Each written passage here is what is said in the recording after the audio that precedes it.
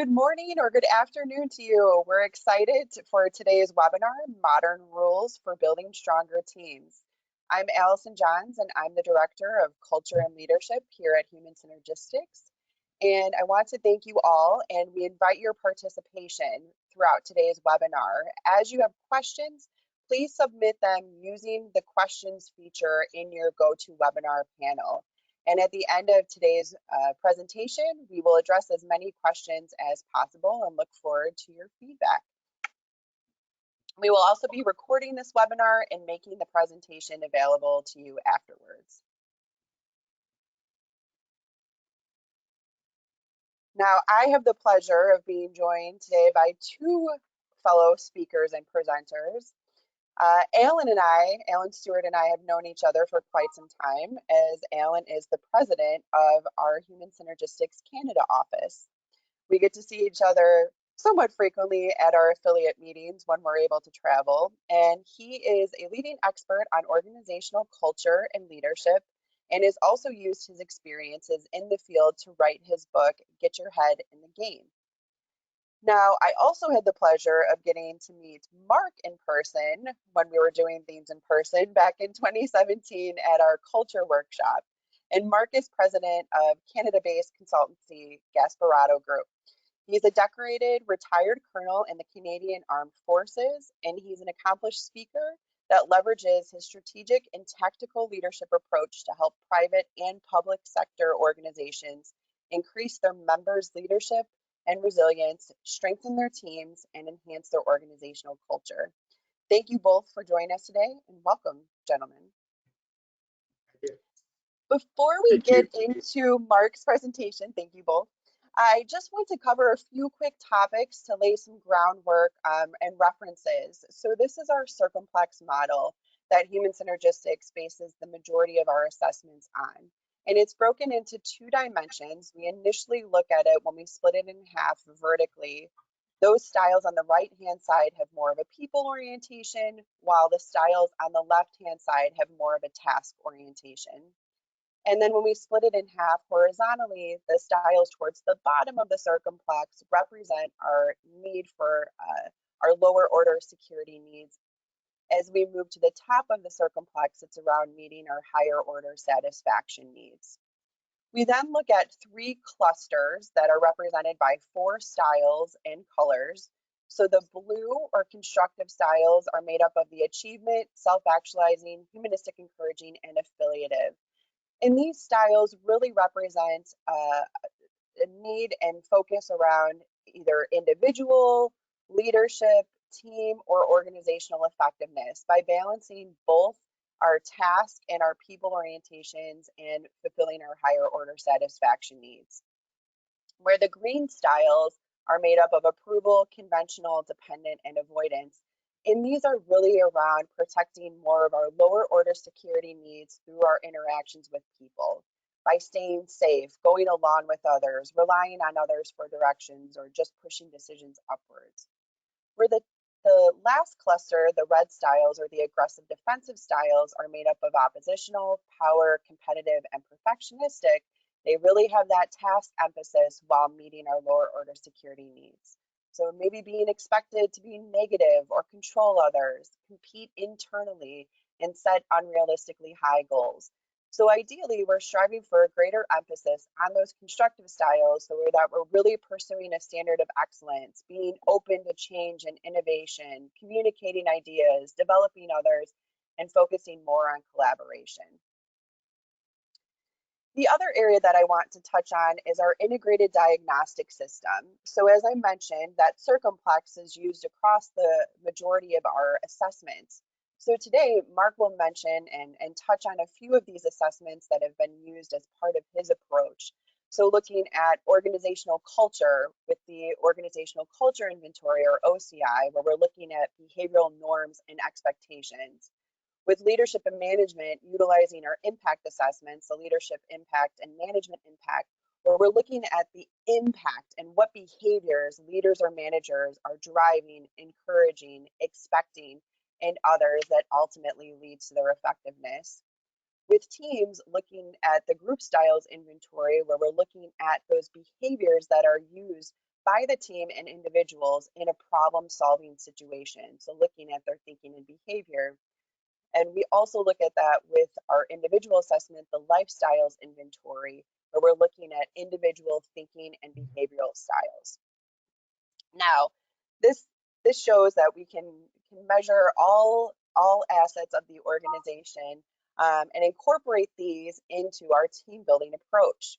Now, Alan, with all of your years of experience, how have you seen facilitators approach team building? Oh, I'm really excited about the program because Mark has a really unique approach to it.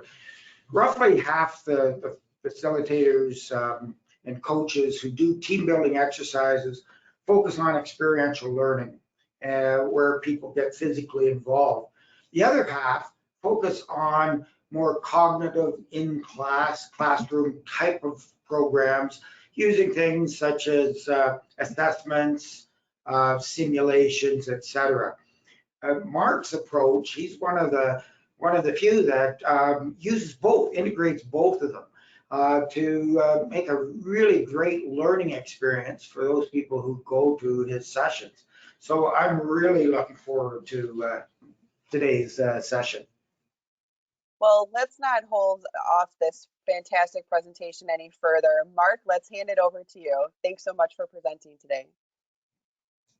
Okay, well, thank you, Allison, and thank you for the invite. I'm certainly grateful to be part of the wider human synergistics network, and I consider the integration of your products and services as being essential to the holistic approach that the Gasparotto Group uses to make learning sticky and to make it relevant.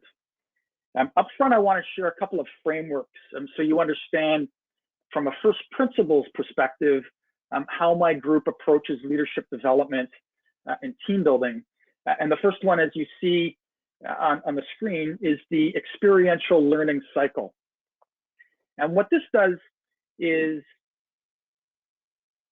it measures, to a certain degree, how people take in information and then how they transform it into knowledge.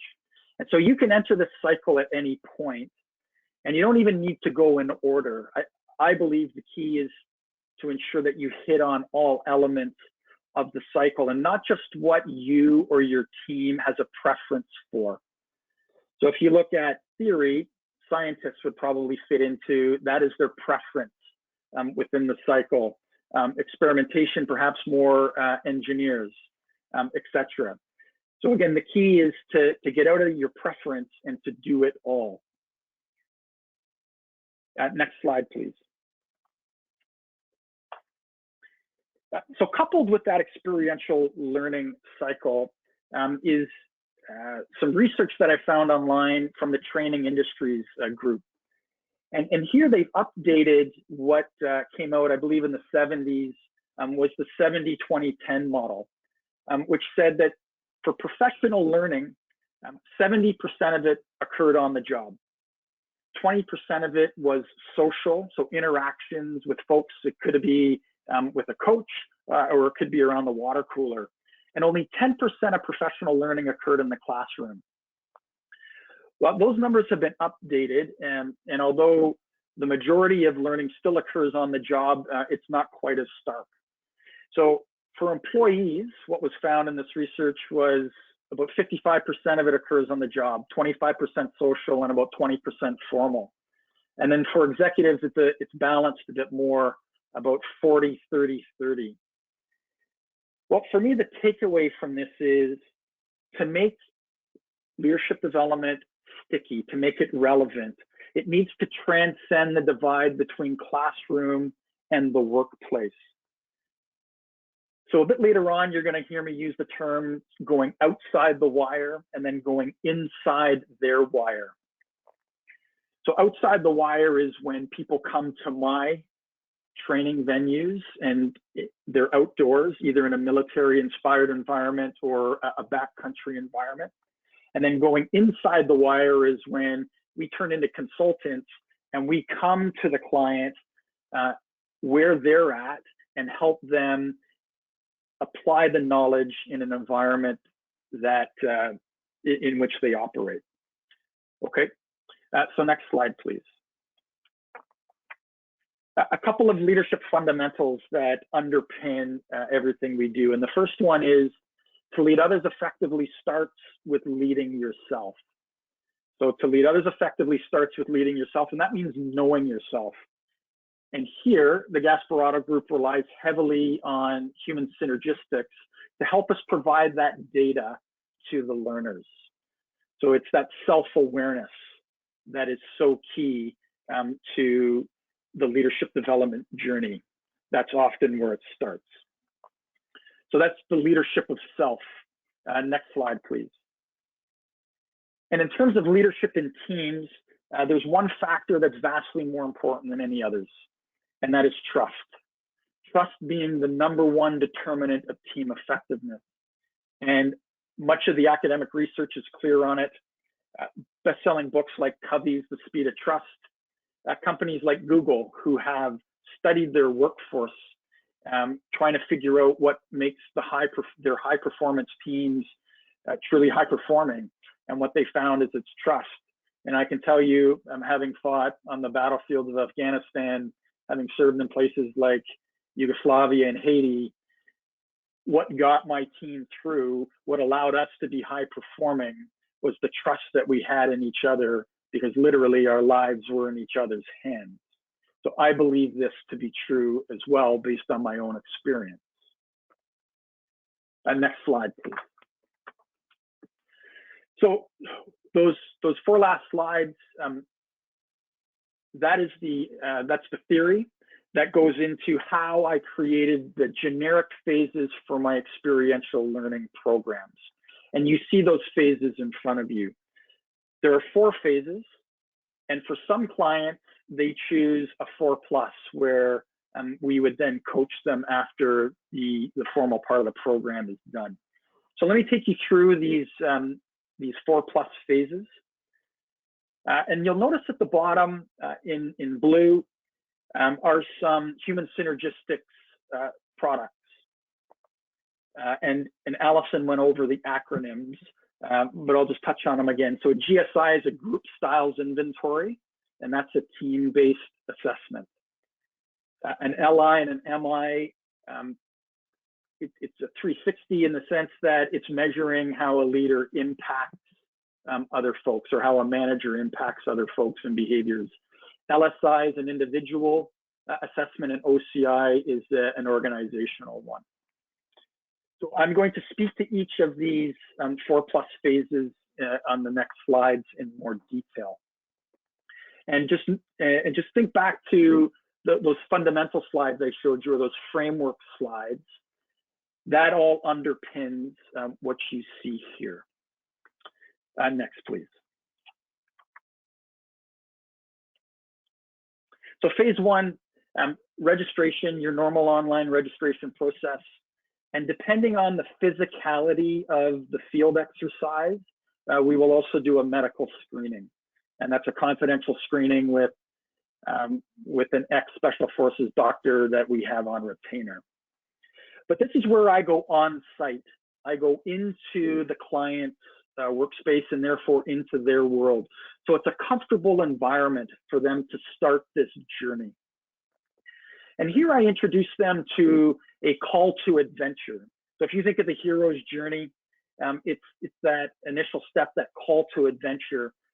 And we call it going outside the wire. So not only is that a program for us, that's our military inspired program, it's also a metaphor for going outside of your comfort zone, but yet doing so in a safe to learn, safe to experiment, and safe to fail environment.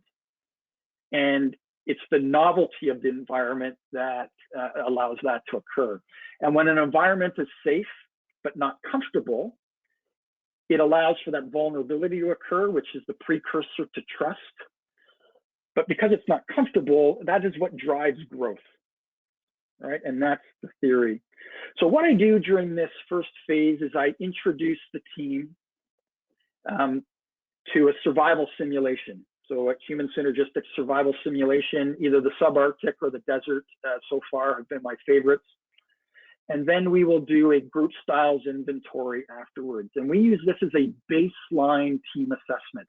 So before they've taken any theory, before we've done any work with them, we just want to see where they're at in terms of how they solve a problem as a team and how they interact with each other as a team. And the other thing I love about the survival simulations is, well, I can take that simulation and I can make it real in the field in a very hands-on way for these participants later on. So they can put to use some of their skills around how would they create a shelter, how would they start a fire, how would they survive that, that incident as a team. That's phase one. Next, please. Phase two is the online learning phase, and we treat this as asynchronous. So the learner consumes the material at their own pace. And clearly, this is the theory portion of the experiential learning cycle that is the main effort here. And in our particular model, we have 6 modules that learners will cover over 3 weeks.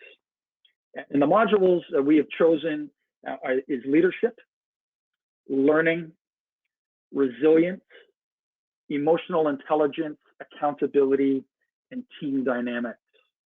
And that provides the basis upon which we can then have more in-depth discussions during phase 3.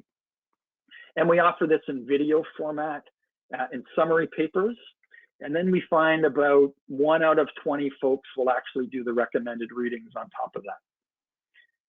Now, the key to whatever is decided upon for the online learning, because this can be customized depending on the client's learning objectives. Here, the participants need to come up with intentions for development. So areas of growth in each one of those leadership topics. And they will bring those intentions for development into the field, into the next phase. And they'll do that by sharing it with their Sherpa. And we use the term Sherpa to represent coach, facilitator, observer, sometimes mentor. So it's an all-encompassing role. Learners or participants will also share these intentions for development with their peers. So all of their other teammates will see this, and we bring that out in the field. And then we also invite them to share it with their supervisor. Just like any assessment, it's confidential to that person, but we always invite them to share to the extent that they're comfortable with, so they can get feedback and can get help from their entire network. Next, please.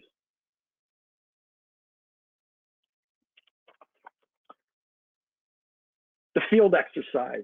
So this is a 72 hours in the field, so either a military-inspired environment or the backcountry around hiking and canoeing. And this is where the learners cross the threshold into this special world, okay? This going outside the wire is a metaphor for being outside of their comfort zone, but yet in a safe environment to learn. And we will initiate them and present them with several ordeals or challenges. And this is to help them push past their own limits, limits that are often self-imposed. So we introduce scarcity into the environment, which forces people to come together. And it's the unity of that common struggle, in some cases common suffering, overcoming of common challenges that builds that team cohesion. And we call that chewing the same dirt. And so that can be a figurative term, but also when you're going outdoors, especially in a military environment, that's also quite a literal one.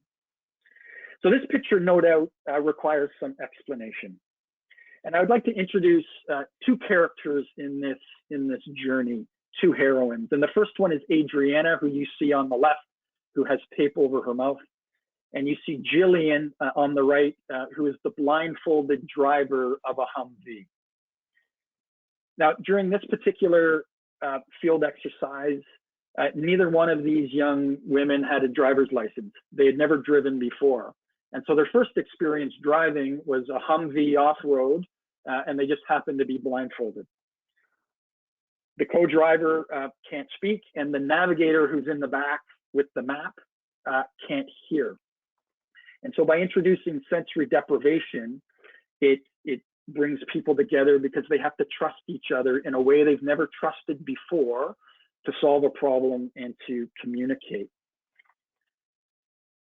So the heroine of my Outside the Wire story is Adriana, who you see on the left.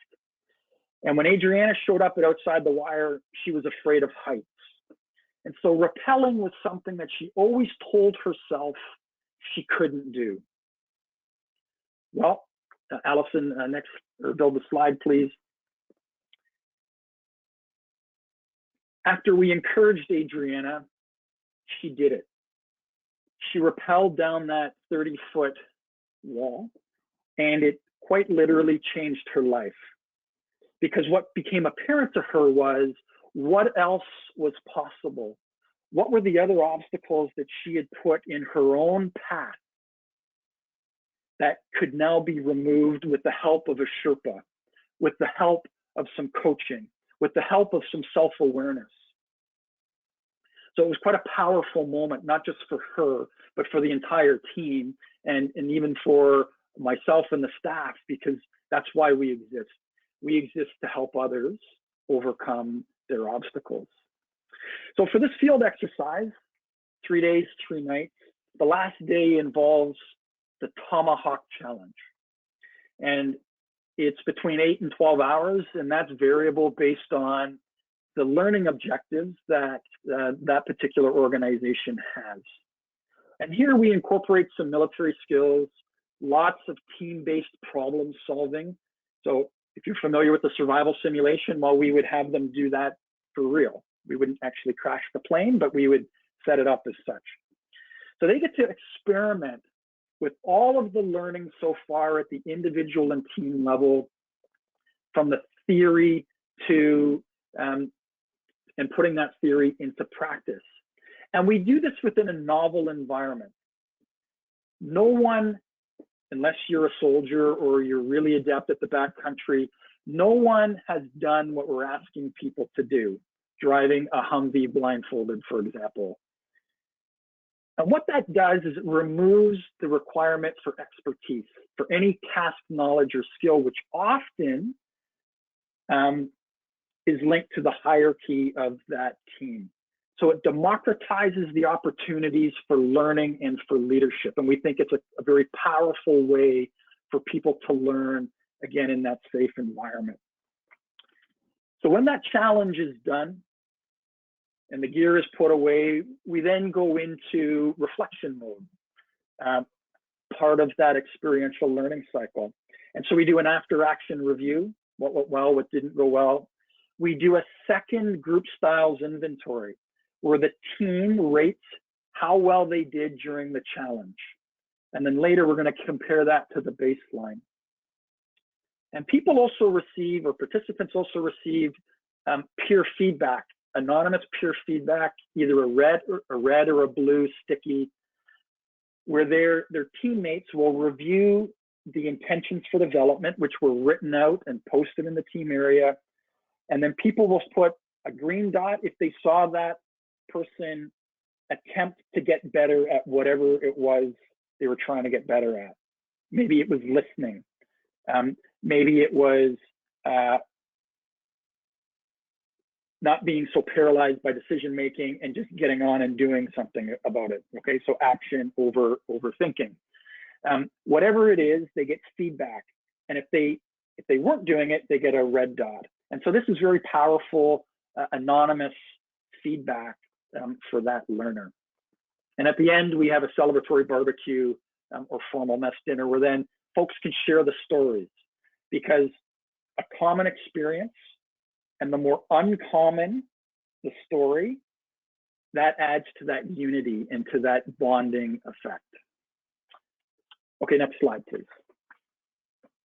Before we go on to the next slide, Oh, yeah.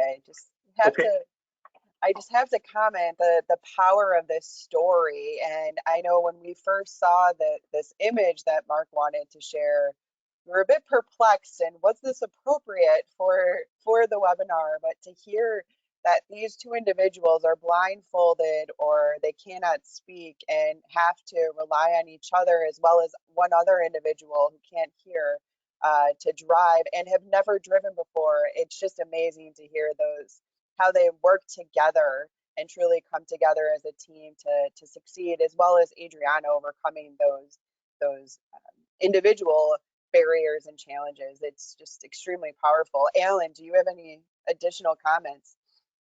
Yes, I think the Adriana story is an excellent example of what I was talking about earlier with the combination of Mark's experiential learning plus the use of an assessment such as the LSI. So this Adriana was able to, by going through the experiential learning through Mark's, was able to rethink her fears and obstacles and address them as being a function of her own making.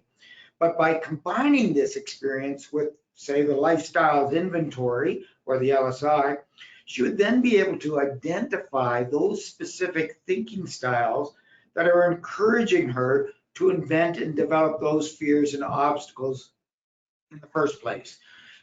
Changing the way she thinks will not only help her to develop long-term strategies to address current and also future obstacles.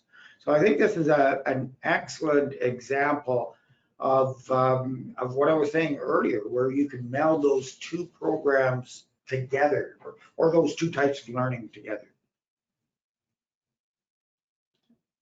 Thanks, Alan. We'll hand it back over to you, Mark.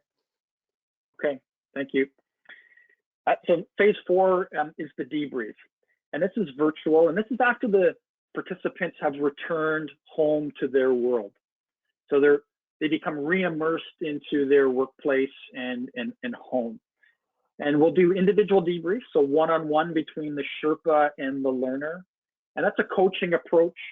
And we're focusing on what those learners' intentions for development were, based on our observations of their performance, and also weaving in that feedback, those red and green dots that came from their teammates.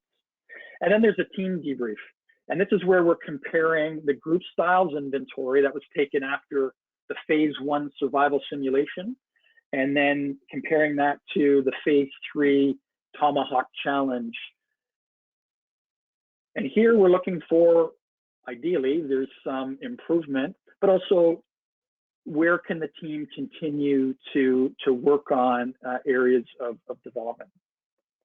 And this is meant to set both individuals and teams up for success, to translate their experiences and their learnings, having gone outside the wire now, to what are they going to do with it in their lives, both professional and personal. So this is helping them contextualize those learnings for their real environment. Next. And for some clients, this leads to ongoing consulting, okay? Ongoing consulting, or perhaps coaching. And we call this going inside their wire. So it's no longer about that special world of that military or backcountry environment. This is about their workplace. And often it's that persistent coaching for a year after, or perhaps longer, that allows them to truly apply everything they've learned, because it's not obvious in the moment when you're learning something how you're going to apply it or when you're going to apply it. But the light bulb goes on when you're faced with a situation in your day-to-day lives. So this often whets the appetite for a deeper dive into that self-awareness. So here's where we would bring in an LSI, or perhaps an MI or LI, a manager or leadership impact assessment, or it could even go to the level of doing an organizational culture inventory assessment. I want to speak, as I conclude, I want to bring the heroine of the story back into play. So build the slide, please. So Adriana, she showed up as a young woman who was not confident many obstacles in her way, had never driven before. And through this transformation, this process of transformation, she really blossomed into a confident young woman who's excelling at not just work, but at life. So hopefully those stories, this short case study, gives you an example about how my team ties adult learning best practices together into a comprehensive leadership development program that leverages our education, but also our military experience and our origin story. Thank you. Thank you, Mark. That's such a powerful approach and story, and especially to hear that real live case study with Adriana and the obstacles she's overcome. We truly appreciate those insights and sharing that with us. And we'll open it up for some time for question and answers. And I'd like to start us off with one question. Because many of our consultants often begin the process with leadership or cultural assessments, why do you choose to start with teams and the simulation and group styles inventory first? Two reasons. And I'd say they're both equal in weighting. One is that's the assessment I'll use at the end of the that phase 3 field exercise, and therefore comparing group to group is the way to go. And then we can get into individual after. The other one is it's so much safer to learn in that group environment where the group behaviors are being called out and perhaps even questioned, certainly if they're not constructive. Whereas to dive into that at the individual level can be frightening for folks, and they may not know what to do with it, and that's overwhelming. And so to teach them the Circumplex framework within a group environment is just a safer, I believe, a safer way to do it. And safety often equates to that vulnerability, which really then opens people up for growth. And so that's why I have chosen to do it that way.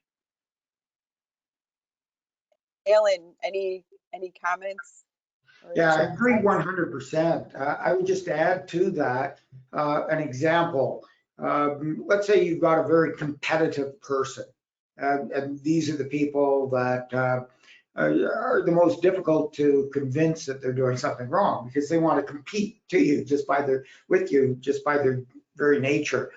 And if you start off with the LSI, and the very first morning of your session, you're telling them that a competitive doesn't really work well, they're going to fight you every step of the way throughout the program. If, however, you do it Mark's way and you do it in a simulation, they not only saw that they maybe didn't do as well in the simulation because they created this competitive atmosphere in the group, and that becomes a real learning experience. And I find that those people, especially people who are high in competitive power and even perfectionism or oppositional, will tend to sit back and learn a lot better by Mark's approach. That's great. Yeah, I think so often we have the flexibility of starting at the organization or with the leadership team or an individual leader, and I really appreciate this approach of having more of that vulnerability with the team and to share those insights before we get into deeper individual development. So, great. Another question that has come up is, how do you come up with the specific challenges for each participant? There's always a core set of things that we do, but we want to understand what the team learning objectives are. Sometimes they know what they are, and sometimes they don't. So we can figure that. We can try to figure that out by virtue of what we see at the baseline team assessment. So, well, let me give you an example of a military contractor. They build radios. They're in Canada, but they build radios for the US Army. The president serves in the Canadian Reserves, yet none of the VPs or directors have any military experience. So that the main effort for them is to build empathy with the end user. So what we'll do is we will actually integrate the military radio systems that they build into the exercise. And so they get hands-on on the equipment that they make. They get a sense for how a soldier lives in the field. And so that builds that empathy for the end user and therefore an understanding of the end user. That's a very specific way of how we would tailor a learning objective for a particular client. And for others, where maybe it's more generic in terms of the challenges they face, we'll target the coaching to what they need to look at. So the discussions tend to be steered towards the issues that they're facing. So that requires us to have that deeper knowledge of what's going on. And so conversations with the sponsor about how he or she wants, or how she or she sees the learning playing out, that's how we do that. And from a physical perspective, diversity and inclusion, we understand that completely. And so we will modulate the level of physicality where we can ramp it up for a pro sports team. And so what it looks like to get them to 80% of maximum heart rate is very different than what it looks like to get, an average corporate team, and based on that, cross-sectional demographic. So there's a lot of science that goes into that. But in the end, we want to stress people a little bit. And so that could be running up a flight of stairs, or it could just be, walking cross country. So we play with that as well. And does that relate to why you also do the medical screening? Yeah, if we're doing a 1 day, we don't do a medical screening, but if we're doing 3 days, 3 nights, especially if folks aren't used to, if they're not campers and because we're sleeping out in a tent on an air mattress in a sleeping bag, like no one's sleeping in a trench. I mean, they can, you can pay me extra for that. But I mean, we want people to get a good 6 hours of sleep a night, okay, which, well, that's not a sleepless night, but we're introducing a little bit of scarcity. We're taking away that abundance. And we're still feeding folks like they're not on a starvation diet. They're getting to eat, but they may not have all the time they want to eat. And we want to make sure people are safe because they're doing activities that if you're afraid of heights, like if you're deathly afraid of heights, it doesn't preclude you from the program, but maybe we don't stick you up on that rappel tower. If you're afraid of confined spaces, maybe we just don't have you do crawling through that tunnel, etc. If you can't do both of those and hate the outdoors, well, it's probably just not the program for you. As someone who's not an outdoorsy person, though, I think you've made me a believer. So I was saying prior to the session, I want to go through this experience and get me outside of the wire. So another question that's come up is, how successful are you in getting senior management involved first in order to reinforce their juniors when they later follow your programs? We'll often bring senior folks out to a VIP program beforehand, and that's how we sell them on this idea. Because when you look at it, you may think, okay, well, like we're just going to be soldiers for a day. Well, that's not what's happening. That just happens to be the classroom. And so once we can convince the senior leadership, we will invite them to sleep in a tent and not in the hotel the same way. They need to chew the same dirt that their folks. And although they may not be going through the exact same program, my very strong advice to them is, a la leaders eat last. Your folks need to see you suffer a little bit the way they are in terms of 6 hours of sleep on an air mattress, etc. So that's how we try to integrate that. But we do find it better that the CEO not be part of the team, because by virtue of that person's position, they're going to negatively influence the learning environment. And so we want it more peer-based, or maybe one level of difference. And then even then, we'll have the junior person lead, because it's a novel environment, and skills and task knowledge are not really applicable. The junior person can lead. So I think I mentioned, it democratizes that opportunity for leading and learning. Alan, curious your insights on this question as well. Yeah, I agree that the CEOs need to go through this experiment as well, or this experiential learning, sorry, as well. And there's a couple of approaches to it, and I guess it would depend, I think, on the size of the organization. If you could have a CEO team or a senior executive team, do it. I believe very strongly in top-down training. Get them to go through the whole program first, and then you start introducing the groups. I also agree you don't want in a very large organization a group of junior managers maybe sleeping in a tent with the CEO.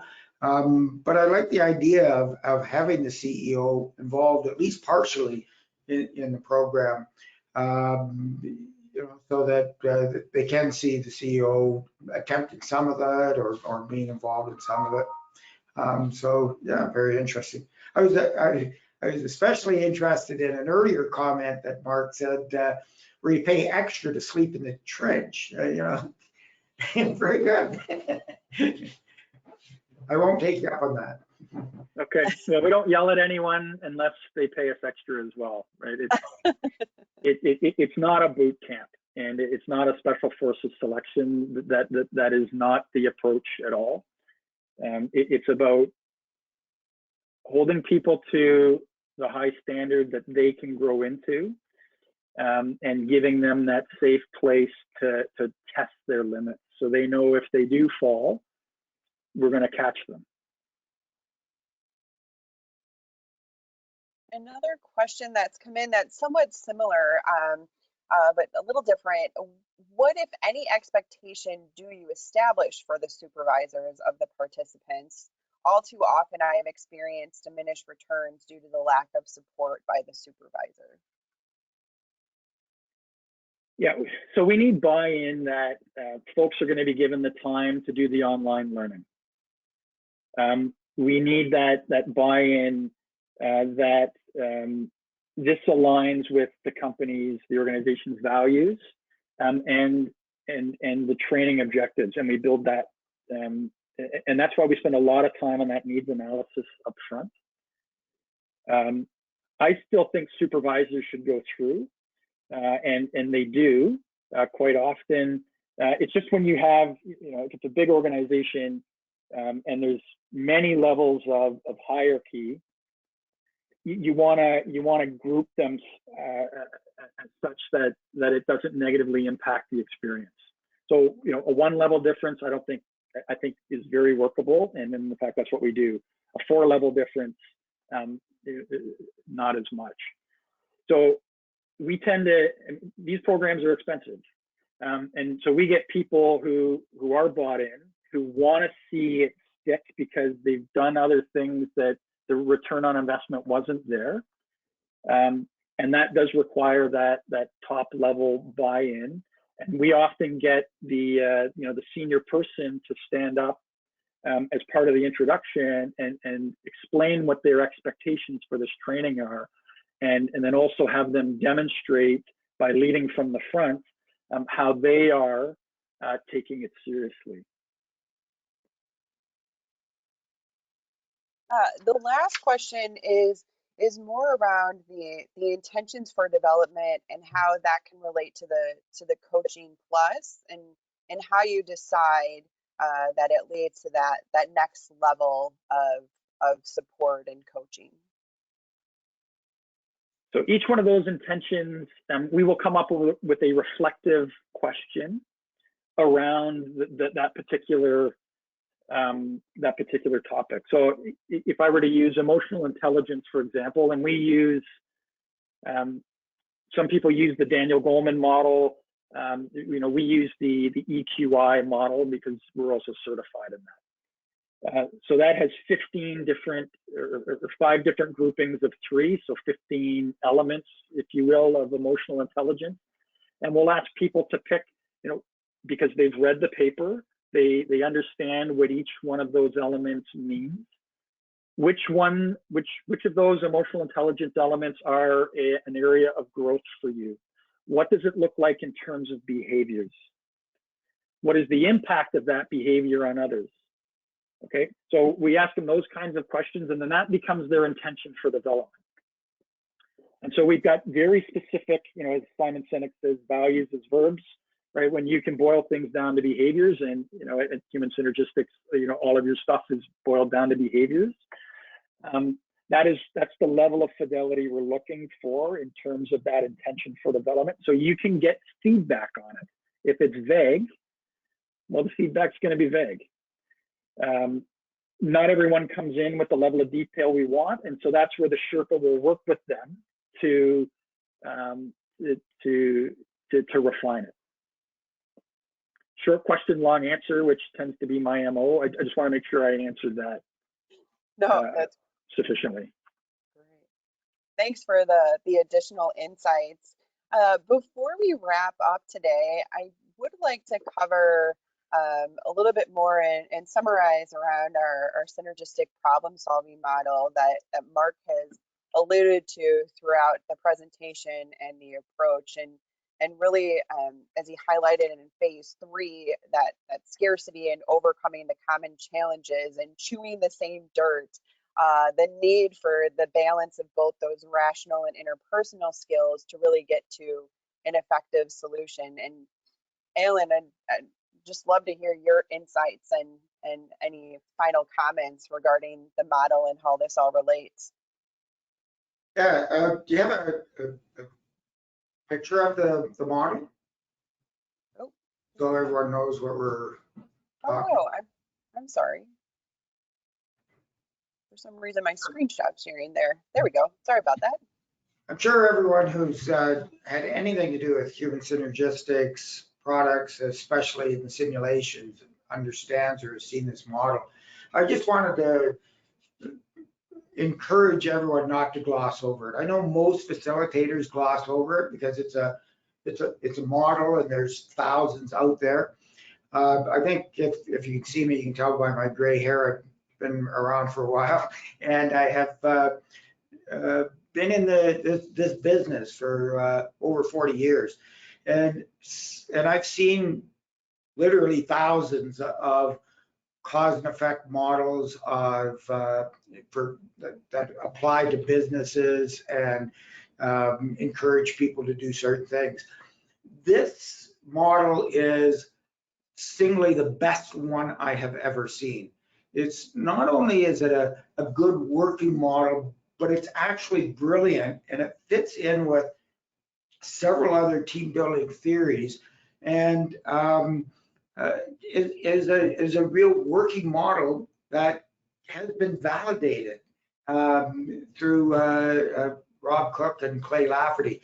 It's such a brilliant model. I wish I had been a fly on the wall when Clay Lafferty and Rob Cook came up with this, because they must have got a flash of brilliance. Not that they're not both brilliant men to start with, but this is an excellent model. I could talk on this model for a day, or do a program around this model that's 3 days long. There's so much in there, and it's so solid. I just encourage everyone, don't overlook this model. Look at it, talk about it, explain it, and there's a lot to it. Mark, any comments from you on utilizing it? I'm a big fan of the model as well. And so what do we look for in outside the wire? We look at the outside of those boxes, the rational skills and processes. We call it something different. For us, it's planning and execution, and we introduce a military-inspired way or approach to problem solving, but largely the same. And then on the right, the interpersonal skills and processes. That's striving for consensus. And what I try to get people to understand is, in the military, we're not nearly as command and control as what people think. And when we are faced with a crisis, that's when command and control works well. But when we're faced with ambiguity and complexity, the group answer is most often the best answer and better than any one individual answer. And by going through those bullet points there, listening, supporting, differing, and participating, that really does, it provides the space for that innovation to occur, for that free thinking, that divergence to occur, and then that convergence towards an effective solution. So in complexity, and most of the problems we face today are complex, that is the way to go. So that's been my experience working with this model, and certainly we include this as part of the theory that we teach our learners. Over. Great. Well, I'll just close and say it really reinforces the power of those constructive styles, and to Mark's story and approach, how that balance of relying on your teammates and really listening and utilizing those skills, both the rational and interpersonal, it really exemplifies the constructive styles, and we'll get to greater results and solutions the more we exemplify those rather than those defensive behaviors. So I so appreciate the two of you taking the time. This has been such a unique webinar that we get to collaborate with our colleagues in Canada. And Mark, appreciate you sharing your approach and your stories with us. Such amazing insights, and to see the obstacles overcome and just the amazing work you're doing. So thank you both for your time, and to the audience, thank you for joining us in today's discussion, for your insightful questions. And do want to mention that we do have our two digital survival simulations. The subarctic is available now, and we will soon be releasing the desert online. So we encourage you to check those out and stay tuned as more information comes. We will send this recording as well as the PowerPoint within the next few days. And thank you again for your time, and have a wonderful rest of your day. Thank you. Thank you. Thank you, everyone.